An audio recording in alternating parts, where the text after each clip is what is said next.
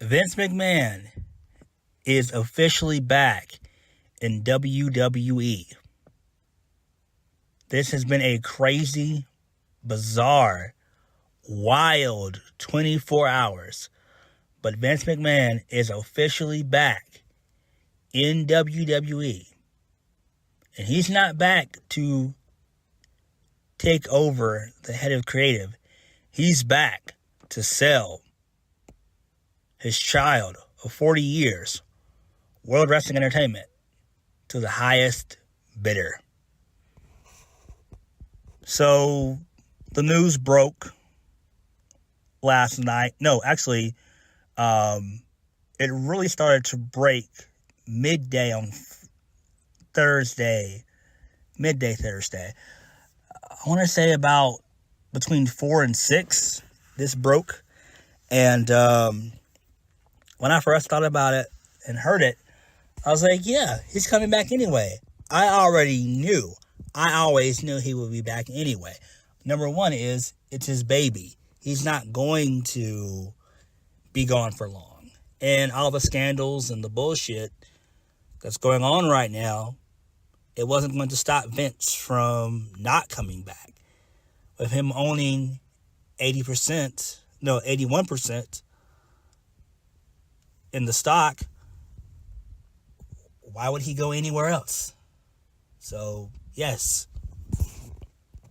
And I'm glad that he's back. I just didn't think that he would be back this soon. Not this soon. We're not even in a full-fledged week yet in the new year, and he's already back. I was thinking he was going to come back either between June or July, at least the summer. But he came back quick. And I'm not going to read the letter, but I will have the letter that he sent to the board of directors,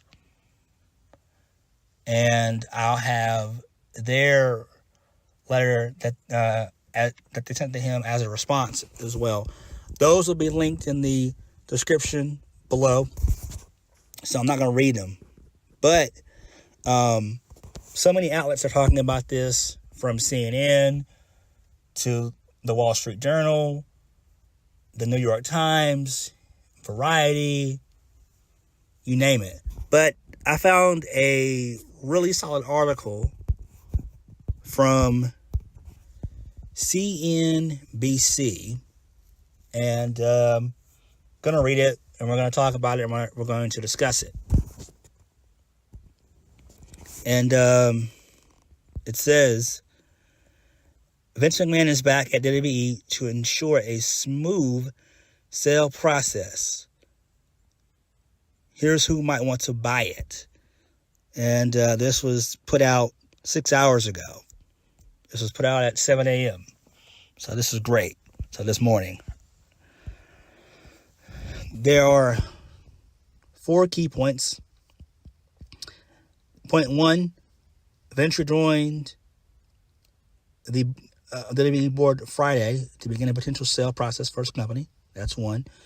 2, WWE has hired J.P. Morgan to advise on a sale from sources. And legacy media, streaming giants and entertainment holding companies could all end up submitting bids to buy WWE. And the 4th and final point, a deal would likely happen before the middle of 2023. So this thing would have to happen, I would say, within the next 3 to 4 months, when TV rights renewal deal negotiations will also take place. So this does make sense, and Vince did nothing wrong here. It's funny how you see these geeks and these losers in the IWC just bitching and moaning like they always do, saying that it's a bad thing that he's back and all that stuff. It's not. Vince is going to sell. So why wouldn't Vince be there in person to do this shit? He couldn't have his son-in-law there. He couldn't have Stephanie there, or Nick Khan. And Nick Khan is basically Vince's right-hand man, but he even couldn't have him there. Because to facilitate these deals, Vince has been there ever since. When he's doing these negotiations, he's been there ever since. So why would that change? Think. Understand how business works, you clowns. So,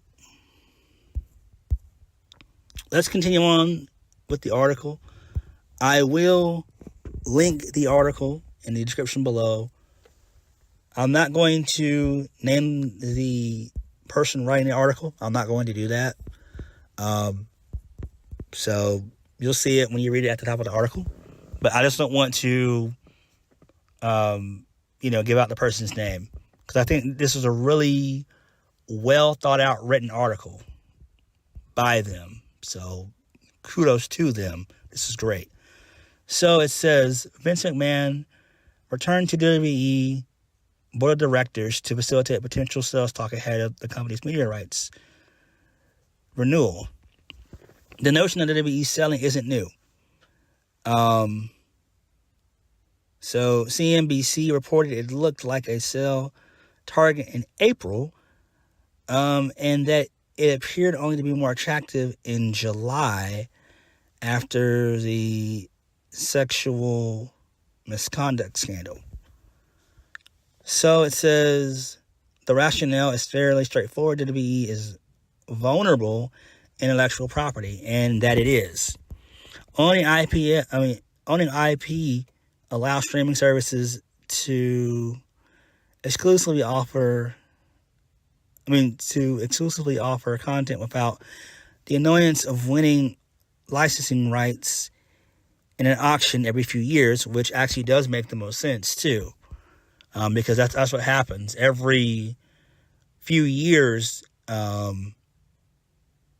The networks or streaming services, they want their fair share to see how things are going to, play out, and how much money can this series get, or this movie get, or what have you, or whatever they're streaming could get. What are the rights to continue on with said product. So it says, WWE also has value to offer in merchandising and theme park businesses, aka Carowinds and Six Flags, although that wouldn't really happen. So WWE has hired JP Morgan to help the company advise on a potential sale, according to people familiar with the matter. JP Morgan, he declined to comment. A WWE spokesman couldn't immediately be reached for a comment as well. If a deal occurs, it would likely occur in the next 3 to 6 months, said the people who asked not to be named, because the discussions are private. And I do think that would be the best plan of action, would be to sell it within the next 3 to 6 months anyway. It makes the most sense. Personally, I hope that they do it literally like right after WrestleMania is over with. They could, have something on the table by that time. And I think it didn't have to necessarily be in April, not that early in April. It could be like towards the end of April going into May. A deal could be made. And hopefully, I think it should be made by that time. Hopefully, depending on, who wants to buy them. So, continuing on, WWE plans to talk to potential buyers before it makes a decision on TV rights renewal agreements. Facilitating a sale. McMahon's return should help a sales process go smoothly, though there could still be hiccups. The former CEO in chair, 77 years old, and the controlling shareholder of WWE. He stepped down after an investigation found out he had paid nearly 15 million to 4 women over 16 years to quell claims of alleged sexual misconduct and infidelity. Returning to the board will give potential buyers confidence he's supportive of the details of any transaction. Quote, my return will allow WWE as well as many other transaction counterparties to engage in these processes, knowing they will have the support of the controlling shareholder. And this was a statement that he said Thursday from the letter. McMahon's return doesn't affect any current leadership. So Stephanie and Nick Khan, they're still co-CEOs, but it remains unclear to what type of role, if any role, McMahon would want at WWE if he sold the company. So WWE has told investors that McMahon's role of the company is essential in our ability to create popular characters and create storylines. Currently, McMahon doesn't have a formal say in the company's creative decision. So I do believe that is true. I don't think that he's going to screw over Triple H at all. So, continuing on.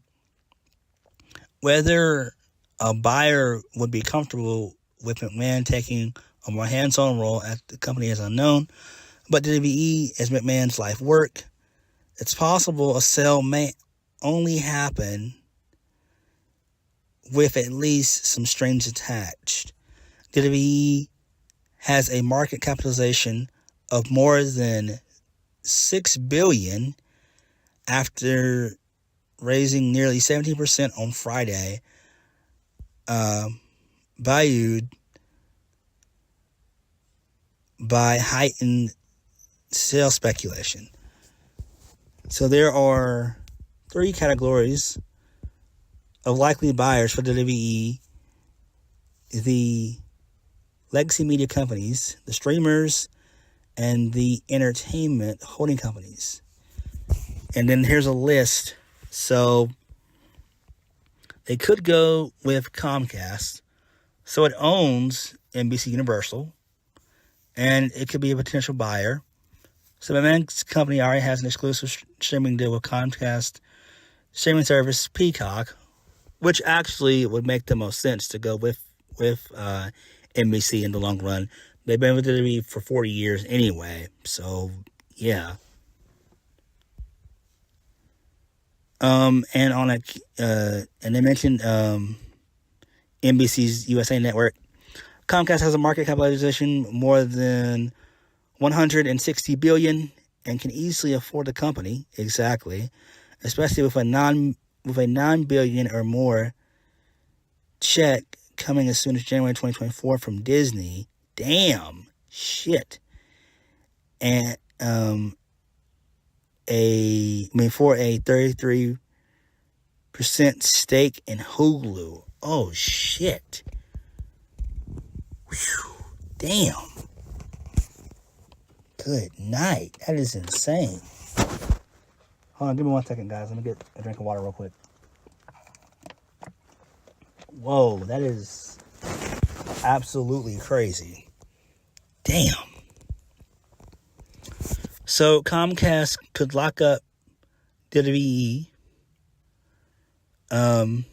without having to pay upcoming rights and renewal increases, and can use the company's IP for theme parks, movies, and other spin-off series. Yeah, that could happen. So, still, Comcast CEO Brian Roberts said in October of last year, the bar is the highest it's been in terms of M&A and has repeatedly said the company isn't in a rush to pursue an acquisition. They also mentioned Fox, and it's basically a smaller balance sheet. It's 17 billion, so that's not bad valuation. And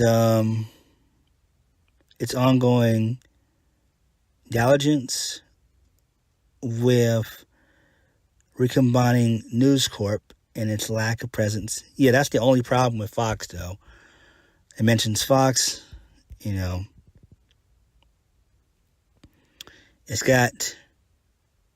sold most of its assets off. That was 71 billion. They sold that to Disney and 4 years ago, back in 2019. They also, speaking of Disney, so people are saying, well, this article is saying that WWE fits Disney's in the same way it fits Comcast. It would bolster Disney streaming ambition, and they could probably put it on ESPN anyway, ESPN Plus. It would support linear network businesses, and it could also add some heft to merchandise and theme park businesses. Yeah, that's true. That's true. And Bob Hager, he's still making that money, but then again, also too, Disney has lost millions as well with the movies that they've made and everything else. So I don't know. Disney's lost a lot of money with some stuff that they've done with these woke movies and shit that they're putting out. Warner Brothers. I don't think that Zaslav would be the one to purchase WWE. I seriously doubt it. So it says CEO David Zaslav has spent the beginning of his tenure over the merged Warner Media and Discovery cutting costs to better position his company for the future. Spending billions on an acquisition at this stage may run counter to his strategy, especially when it's unclear where live sports fits in the company's broader portfolio of assets. Exactly. And Tony Khan's needing to watch out with Zaslav as well. I do think that AEW will probably do well with the TV rights deal. They'll get some money, but they won't get what they really need. They'll get some money, but they're not going to get that much out of Zaslav. People have to realize that Warner Brothers Discovery is literally $50 billion, not million, guys, $50 billion in debt. There is no way that they are going to buy WWE at all, period. They would have to get rid of AEW. Completely get rid of it. Completely not do business with them at all, period. Because it's more expensive. And they have a bigger library than AEW. AEW is just now getting started anyway. So, yeah. They also mentioned Netflix on here. But I don't know if Netflix would even want that, because they're not getting into live sports. They also mentioned Amazon. I do think that it would be cool to see the WWE on Amazon. I think that would be a good suitor for them. Because, Prime's done very well with Thursday Night Football. They've done fairly well, and the ratings are really good. And they're basically spending $1 billion per year on Thursday Night Football, and they're all opposed to streaming Major League Baseball. So yeah, there's that.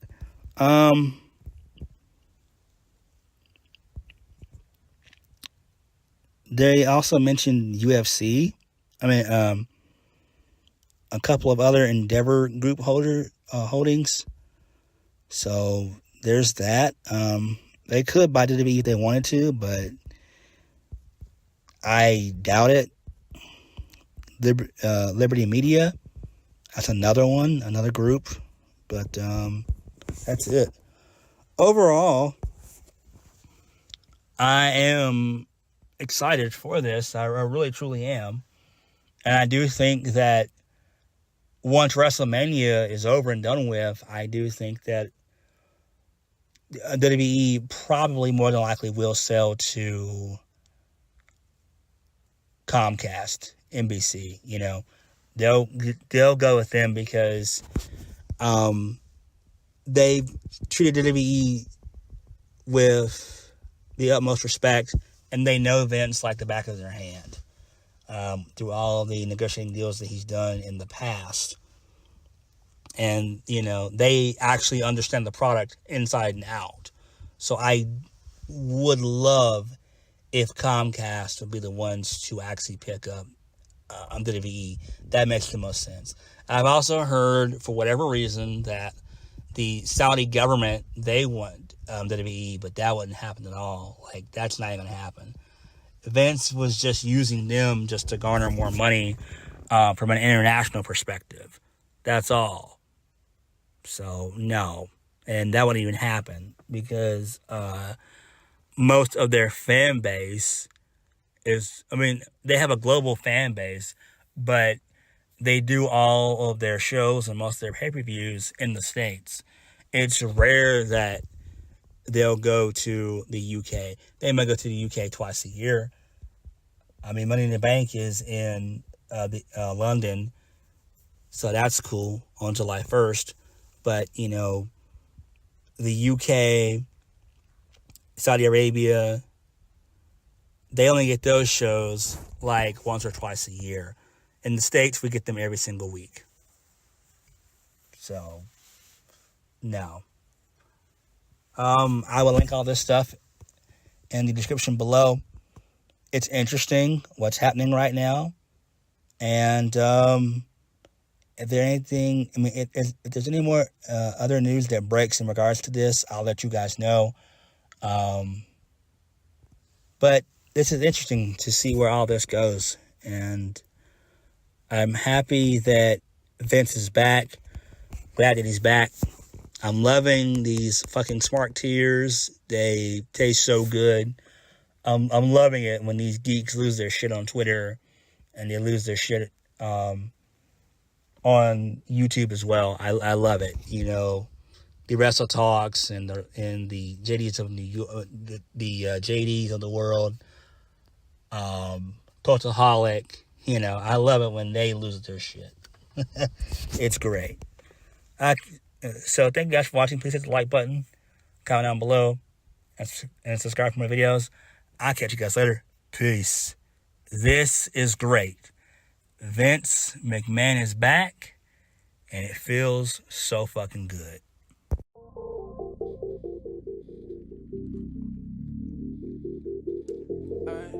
To the